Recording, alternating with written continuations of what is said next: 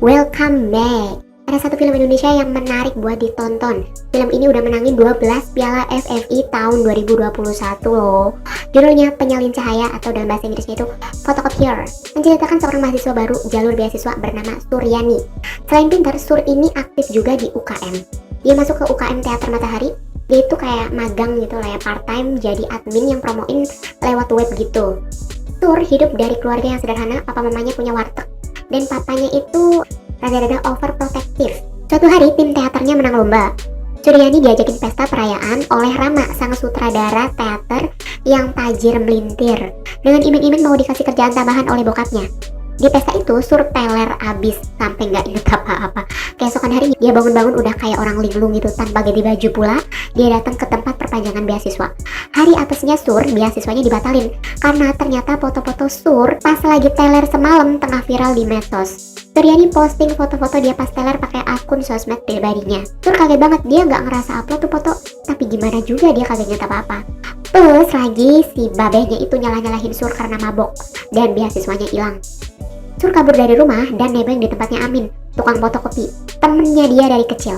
Mulai dari situ Sur berniat buat mencari tahu kebenaran yang dia alami dengan ngehack HP mahasiswa yang datang ke fotokopiannya Amin. Sur kong kali kong sama Amin buat ngulur waktu para mahasiswa yang datang agar Sur bisa nyuri data dari HP. Dari data foto-foto yang dicuri Sur, dia menemukan bukti bahwa di teater tempat dia magang ada perpeloncoan anggota baru di setiap tahunnya. Dengan berbekal bukti itu, Sur laporlah ke panitia beasiswa, tapi ditolak karena dirasa bukti foto itu belum cukup kuat membuktikan bahwa Sur dikerjain sama senior-seniornya. Sur nanya satu-satu kepada anggota teater, gimana caranya dia pulang ke rumah dan apa yang terjadi pas dia teler di tempat Rama gitu ya. Tapi kagak ada satupun yang jawab dengan tepat gitu. Bahkan Anggun, si penulis naskah teater yang mesenin Netcare ke Sur, itu nggak bisa bantu apapun. Sur dianterin Anggun buat ngecek ke kantor Netcare, karena perjalanan pulangnya itu kayak delay di jalan. Tapi si driver punya alibi kalau bannya itu bocor di tengah jalan. Sur pun nggak dapat data apa-apa dari situ. Sampai dia itu curiga sama satu orang namanya Torik. Dia ini yang kasih whisky ke Sur. Dia curiga si Torik yang kasih obat bius ke minumannya Sur. Jujur, gue sempet curiga sih sama si Torik sebenarnya dari awal. Karena tuduhan Sur kepada Torik, akhirnya satu tim teater itu cek CCTV di rumahnya Rama pas malam pesta itu. Dan semuanya tidak terbukti, malah justru di sini tuh Torik jadi ketahuan kalau selama ini dia itu depresi, nangis-nangis lama di dapur, dan ada obat yang dia minum sendiri. Nah, di sini Sur makin putus asa. Di sini gue mulai curiga sama si Rama. Dia yang paling tajir dan jadi bandar pestanya pula. Awal-awal udah iming-iming kerjaan sama Sur. Dan kecurigaan gue sama kayak Sur nih. Dia tuh penasaran sama alibinya Rama pas malam pesta. Karena Rama itu sempet pergi dengan alasan mau cari foto bintang setelah Netcare-nya Sur itu jalan. Tapi cuaca hari itu hujan, gak mungkin dong ada bintang.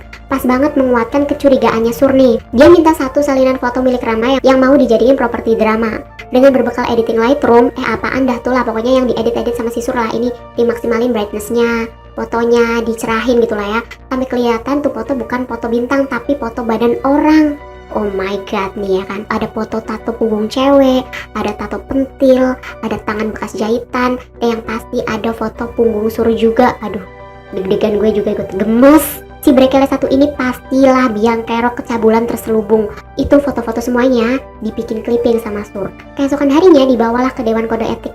Pengennya Sur buat diusut gitu agar membersihkan namanya. Tapi si oknum Dewan Kode Etik ini juga ternyata antek-anteknya Rama. Aduh, Sur justru dituntut balik. Apalagi Rama ini punya bukti kalau Sur pernah ngehack HP dia pas di fotokopiannya Amin. Boroknya si Rama lama-lama ketahuan. Pelaku pelecehan seksual kelas kakap, penjahat kelamin. Selama ini juga beli foto-foto mahasiswa colongannya si Amin yang dia bilang buat bikin inspirasi teater. Ya Allah, sakit jiwa, ini mah sakit jiwa. Tapi susah banget dikasusin karena dia itu tajir melintir. Bahkan jajaran-jajaran dekan juga melempem. Oh my god, gak ada yang bisa diharapin deh dari ini semua. Sur, kasian banget sih hidup lu. Mana bapaknya juga nyebelin ikut nyembah si Rama buat nyelamatin Sur. Akhirnya Sur disuruh buat video minta maaf yang disiarin seantero kampus, viral dah. Pulang dari kampus, Sur dibawa emaknya ke Bu Siti yang kerja di bidang kesehatan. Dia minta tes urin tapi udah gak bisa karena udah kelewat hari. Nah, si Sur ini nginep di rumah Bu Siti. Setelah video minta maafnya Sur itu viral, ada dua teman yang nyamperin Sur ke rumah Bu Siti, yaitu Farah yang punya tato di punggung dan Torik. Ternyata mereka berdua itu juga korban dari si kutu kupret Rama. Nyampe si Torik itu depresi, minum obat dari psikiater selama ini ya gara-gara si Rama itu. Mereka pernah melapor juga dulu. Tapi percuma aja karena keluarga Rama lewat kuat gak bisa ditembus. Sur, Torik, dan Farah menyusun rencana buat cari bukti baru. Kali ini mereka mau nyelidiki si driver netcare yang mencurigakan itu. Ternyata bener, si driver itu orang bayarannya Rama. Selama ini si driver itu diam-diam rekam video juga pas Rama melakukan aksi bugilin korban dan dipoto-foto dalam mobil. Ya Allah, gue miris banget pokoknya. Sumpah udah ke ubun-ubun ya pengen mites si kampret Rama. HP si driver ini btw namanya Pak Badrun ya, diambil lah sama Torik.